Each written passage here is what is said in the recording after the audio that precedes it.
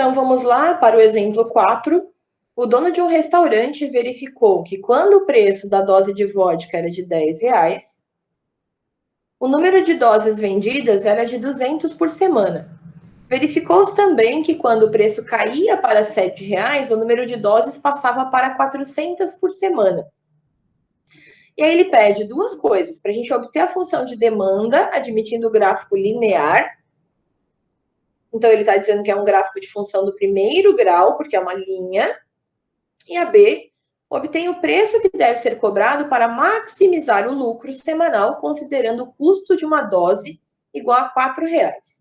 Então, antes de mais nada, vamos retirar tudo que a gente tem de informação do problema. A gente está falando de um restaurante, de preços, de doses e quantidades vendidas, né?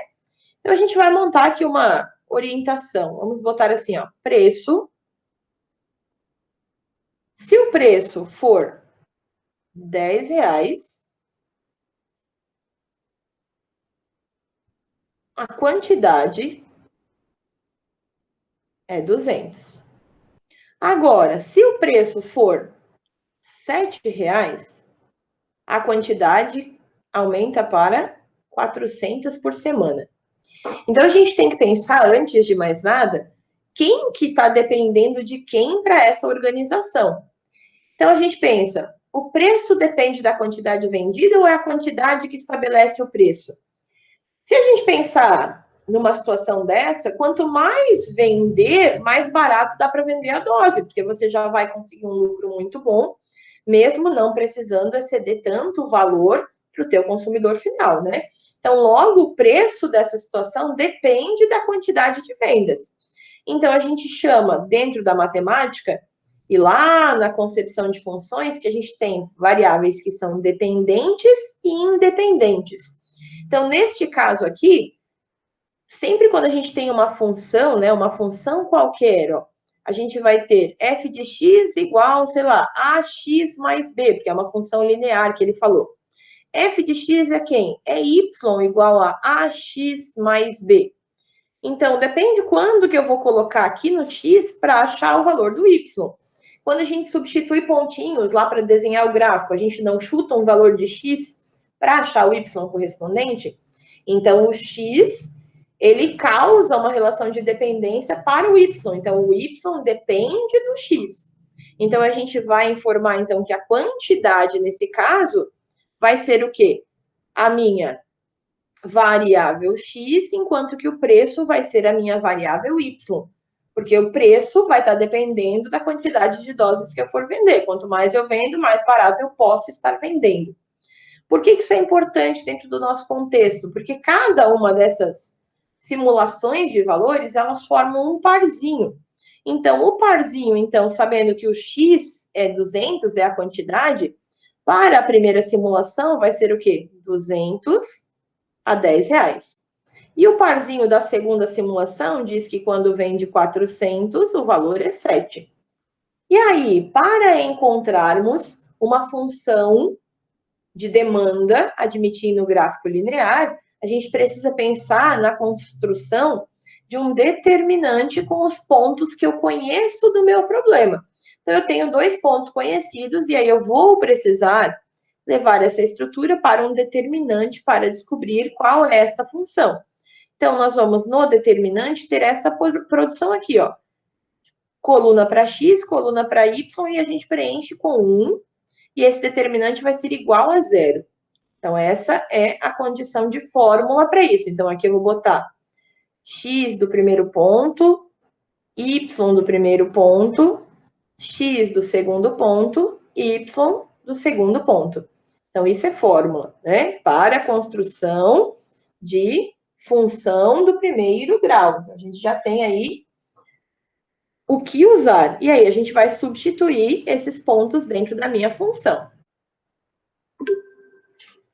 Então, agora, nós vamos substituir os elementos que a gente tem dentro desse determinante, né? A gente conhece os dois pontos, então a gente vai usar essa estrutura para substituição.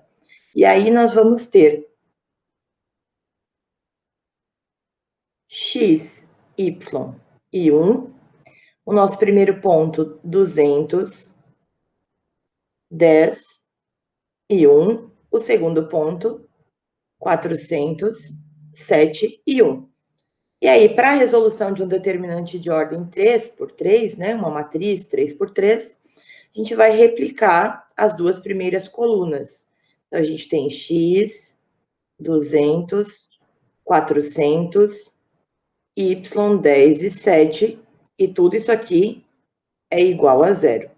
E agora a gente vai desenvolver, então, o produto dessas diagonais.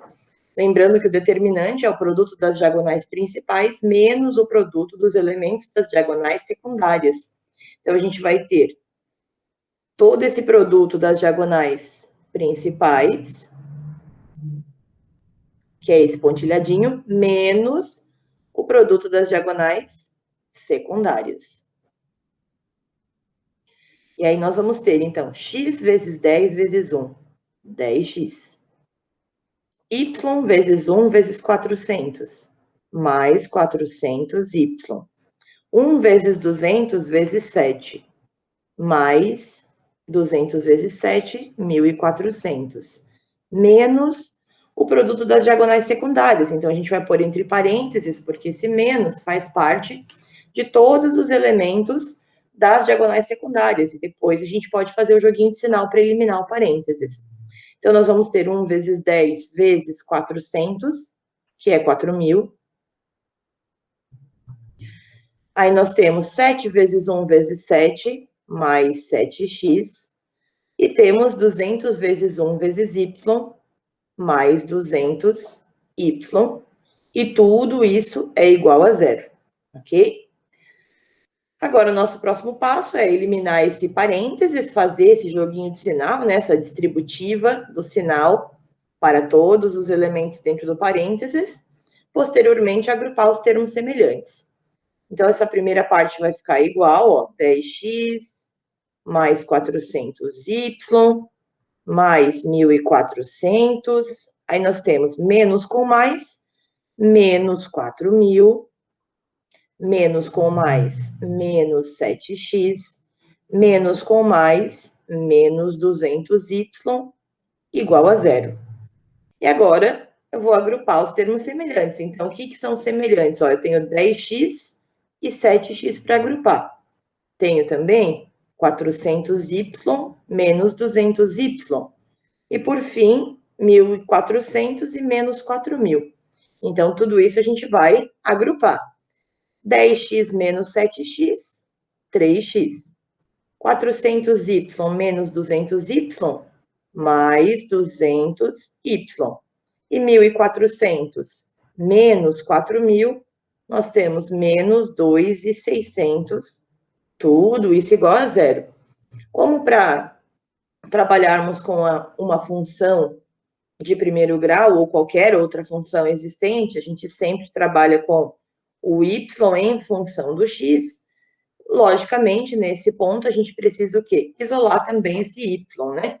Então, nós vamos pegar esse 200y e manter ele isolado na frente da igualdade, e todos os demais elementos vão trocar de lado na nossa equação. Então, nós vamos ter menos 3x, pois trocou de lado e trocou de sinal, e mais 2.600. Como a proposta é isolar um y, então eu preciso ainda eliminar esse 200. Então, eu vou ter y igual a menos 3x mais 2.600 dividido por 200. E aí, sim, aqui eu tenho a minha função de demanda para poder usar mais à frente o restante da nossa questão. Com isso, agora a gente pode começar a pensar na possível resposta do problema, né? A letra A pedia qual é a função demanda. Então, esta foi a função demanda. Para a letra B, nós temos a solicitação de obtenha o preço que deve ser cobrado para maximizar o lucro semanal, considerando o custo de uma dose igual a R$ 4. Então, que informações a gente tem aí? Que ele quer lucro máximo.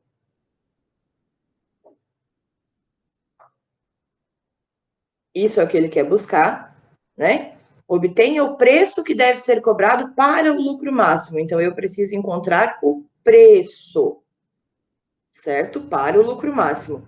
E ele está me dizendo que o valor do custo da dose é R$4. Então, esta informação nós temos. E aí, a gente precisa pensar o que, matematicamente, a gente vai precisar de elementos para chegar numa função de lucro que possa nos dar o preço ideal. Quando a gente pensa em lucro, nós temos a relação de que o lucro de uma empresa, ele vem de quê? De todos os valores de entrada dessa empresa, diminuídos de todo o custo operacional que contém essa empresa. O custo com aluguel, o custo com maquinário, o custo com cada dose, por exemplo. Então, eu tenho um custo inicial e eu coloco uma margem em cima para poder vender o produto. Então, a gente afirma que o lucro é receita menos custo. Só que aí, para a gente construir essa função, então a gente vai precisar tanto da receita, da função de receita, quanto da função de custo. E a gente pode buscar elas facilmente. A função de custo é o custo individual vezes a quantidade de elementos que nós temos. Então, o custo vai ser o quê? O valor para cada item vezes a quantidade.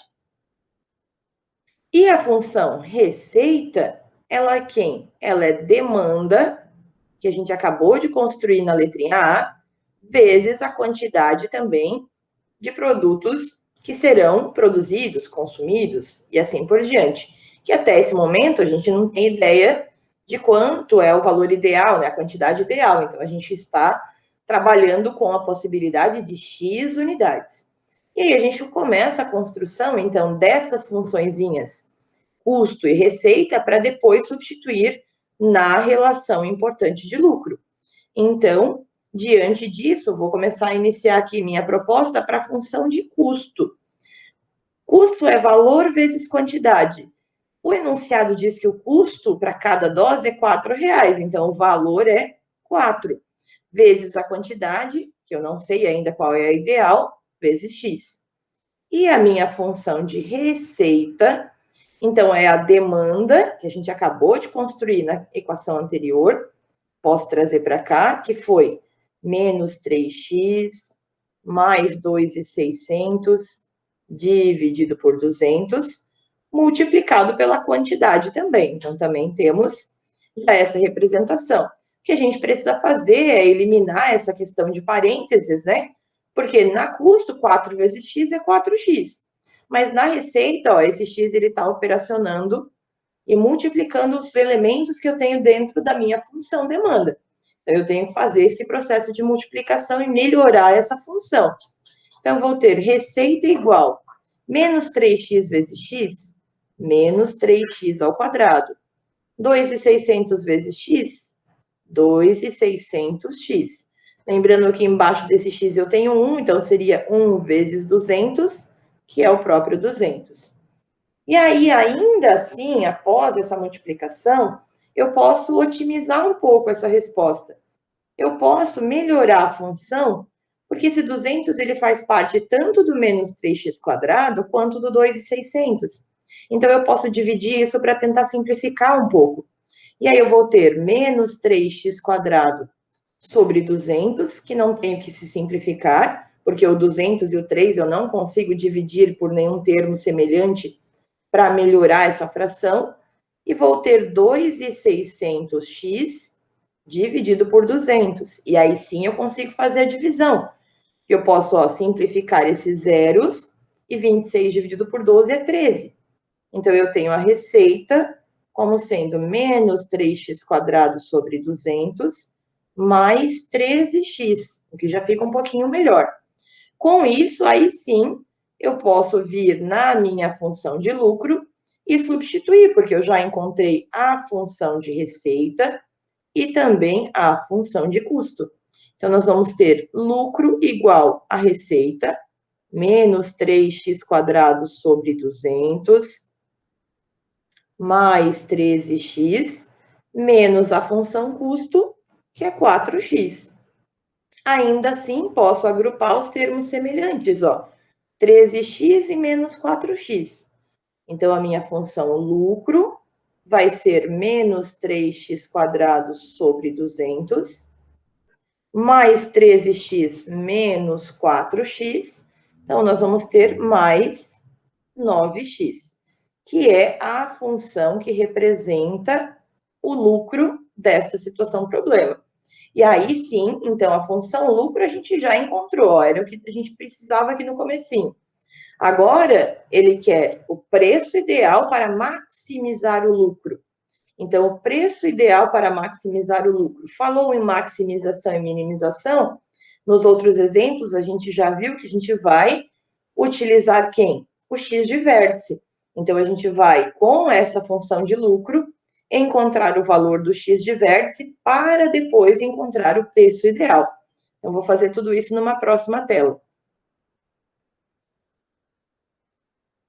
Então, eu vou trazer aqui a função lucro, só para a gente ter ela aqui já expressa, menos 3x² sobre 200, mais 9x. E nós vamos precisar trabalhar, então, com o x de vértice. E vem a formulazinha do x de vértice novamente, que é menos b sobre 2 vezes o valor de a. Essa é a nossa fórmula para pensamentos quando a gente precisa calcular, então, maximização ou minimização. E aí eu vou, inicialmente, olhar para essa função lucro e retirar quais são os coeficientes. O valorzinho de A, o valorzinho de B e o valorzinho de C. Então, quanto está valendo que está numericamente na frente do x ao quadrado? Ó? Tudo isso aqui é parte numérica. Então, meu A é menos 3 sobre 200. Meu B, em frente ao x, é 9. E o C eu não tenho termo independente, então é 0. E aqui nesse contexto a gente também nem precisa dele, né? E aí a gente vai calcular o x de vértice. Então, nós temos menos 9 dividido por 2 vezes o valor de A, vou pôr entre parênteses por ser negativo, que é menos 3 sobre 200. E aí eu posso operacionar essa fraçãozinha ali na parte do denominador. Então, nós temos menos 9, 2 vezes menos 3, menos 6 sobre 200, que é uma divisão de fração. Então, eu mantenho a primeira fração, que é menos 9, embaixo dele subentende-se que tem 1, certo? E vou multiplicar pelo oposto da fração do denominador, que é quem? 200 dividido por menos 6.